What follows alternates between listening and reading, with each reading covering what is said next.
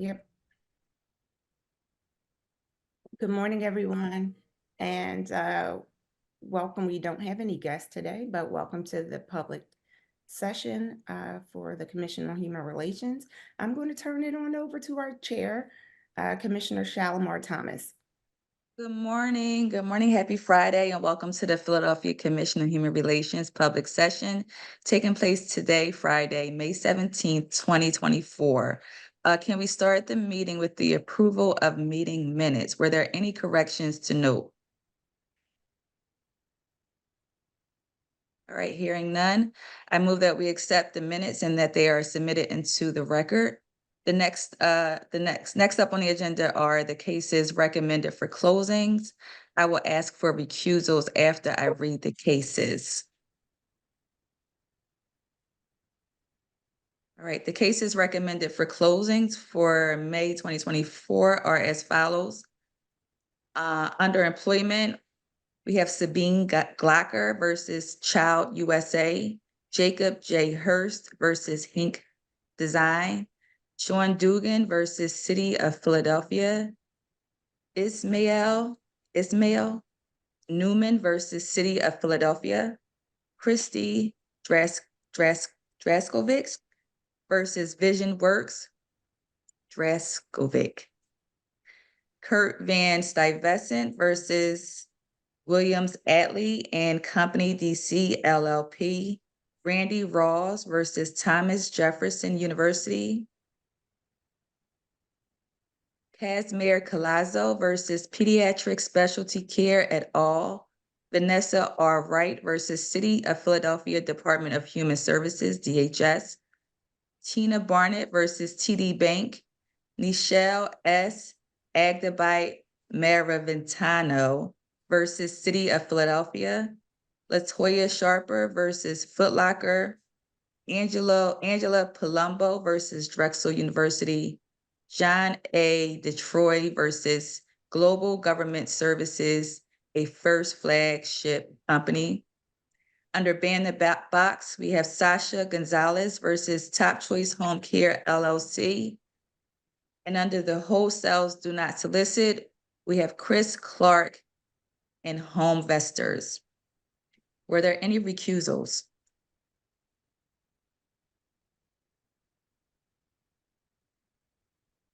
All right.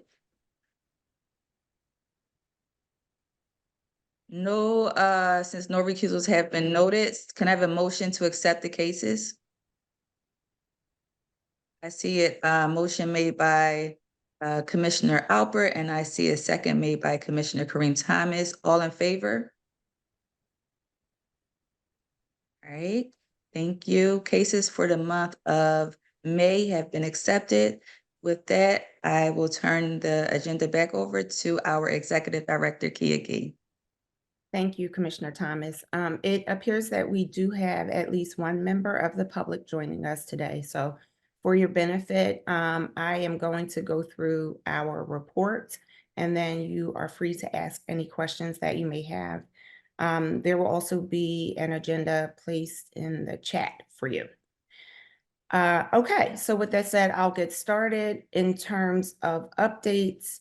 For compliance on April 25th, our attorney Karen Foreman met with the Philadelphia Law Department regarding ADA compliance and disability discrimination in homeless shelters and the city's homeless shelters. And they met with the purpose of identifying any trends or past complaints and determining how the city can best respond to those complaints. On May 7th, Deputy Director Pamela Gwaltney presented on a consumer protection discrimination fair and housing panel, which was hosted by the Pennsylvania Bar Institute. On May 9th, our attorney Karen Foreman presented on a panel hosted by the Philadelphia Bar Association's Committee on Legal Rights of Persons with Disabilities. And the topic of the presentation was navigating a tenant's claim in housing discrimination when requests for reasonable accommodation are ignored or denied. and we are told that it was very well received. So congratulations to Karen for that. In terms of community engagement and prevention and education, over the last 4 weeks, youth from the Youth Conflict Specialist Program at Temple University participated in our first inaugural Youth Ambassador Program, where they learned to understand their civil rights and the city's protections against discrimination. They also learned how the skills that they developed as conflict specialists can be used to address community tensions and neighborhood conflicts. The youth were trained in bias awareness and how to stand up against hate.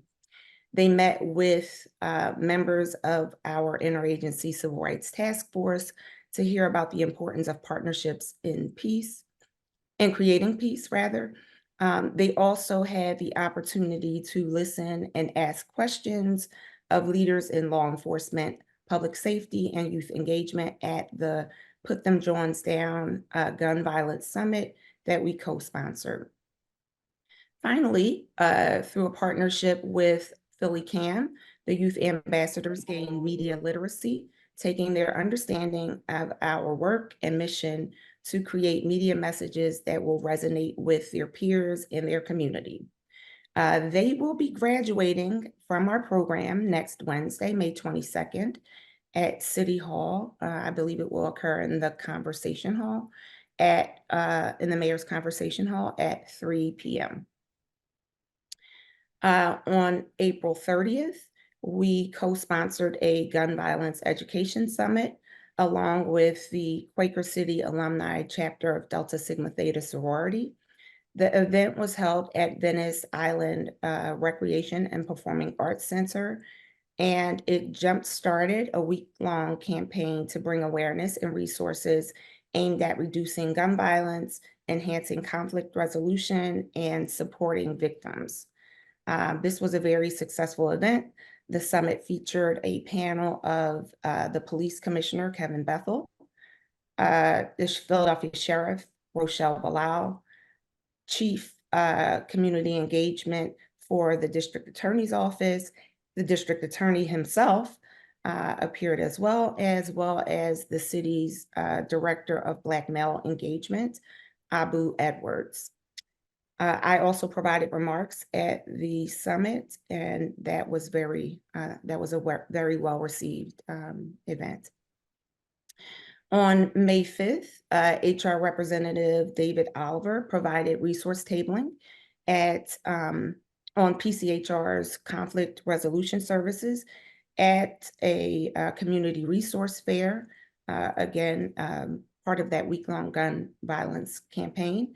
The primary goal of the resource fair was to provide tangible resources to victims of gun violence and connect the community to anti-violence resources. I also provided remarks at that event. Next, I will move on to conflict responses. HR Representative Boone Ratmat is working with the 3rd Police District Community Relations Officer to address conflict in the Lao community in South Philadelphia. Deputy Director Randy Duque was also on site at the University of Pennsylvania, actively monitoring the protest encampment and offering assistance to Penn's public safety office, as well as connecting them to various resources within the city and city officials. HR Representative HR Representative Carlos Avalos has been monitoring the Kensington cleanup plan and was present during the first phase of the clearing phase to assess its effects on the community and offer additional resources and supports as necessary. Other noteworthy events for this reporting period: one of our HR representatives, Tiara Thompson, has been selected to join the steering committee for the International Association of Official Human Rights Agencies for their annual civil rights training, which will occur in St. Louis, Missouri. So very proud of her for her leadership on that. Other upcoming events during the next cycle, on May 29th, I will be providing a training for City Council member Cindy Bass and her constituent services team regarding PCHR scope of services and the protections offered by our office. And finally, on June 3rd, Deputy Director Randy Duque will be attending the Association for Conflict Resolution Greater New York Chapter's annual conference, where he will present on partnerships for peace or the effectiveness of collaboration to address hate and bias through interagency civil rights task force partnerships. And thank you to Randy for always leading that partnership and our task force. All right, so for hate and bias incidents, we had 9 confirmed incidents reported to us this month. Most of the incidents centered on race, national origin, or ethnicity. There were several threats, and and other incidents, and I'll go through them briefly. There was a race-based threat where a 311 dispatcher received a call from an unknown person claiming that they were going to kill. Oh, wow. Okay, we can eject them. Okay, we can eject them. Thank you. All right. That was the first time in a while that we got spam. Me off guard. Well, thank you, Monica, for being on top of controlling the meeting room. I'm sorry, I That's was trying to nice. chase it around the screen. I'm so sorry. That's okay. Monica is really good about that. That happens sometimes with fair housing. There was also a church in Kensington that received an anti-Black voicemail claiming that they would kill every N-word in the congregation. This investigation is still ongoing.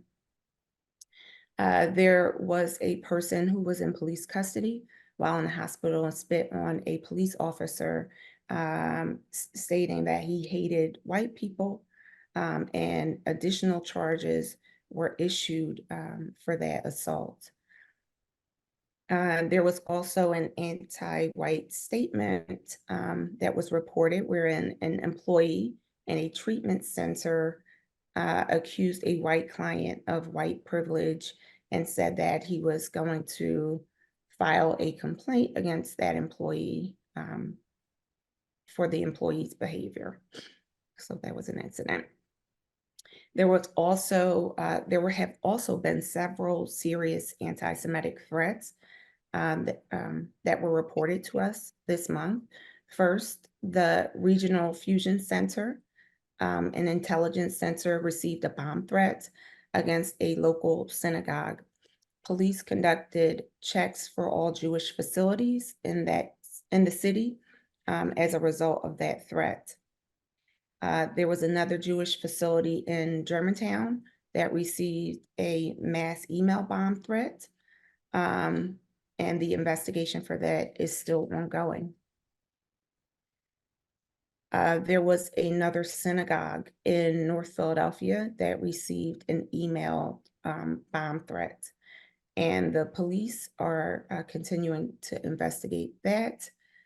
So far, there have been negative results. Then we also had finally 2 anti-Semitic incidents that were reported to us, bias incidents that were reported to us, where a Jewish official, his center city office was defaced with graffiti, which read "Free Palestine." And this last incident that was reported to us was a Israeli sign in the University City area that was defaced with graffiti reading "Nazi and genocide enabler." Some of these incidents are bias incidents that were reported to us, and some of them are more serious hate incidents. But for all of the incidents, We have reached out to our resources, our city resources, our state and local community partners to ensure that the victims are connected to whatever supports that they need and that we're monitoring these incidents. So with that, I will offer it up to any questions that anyone may have.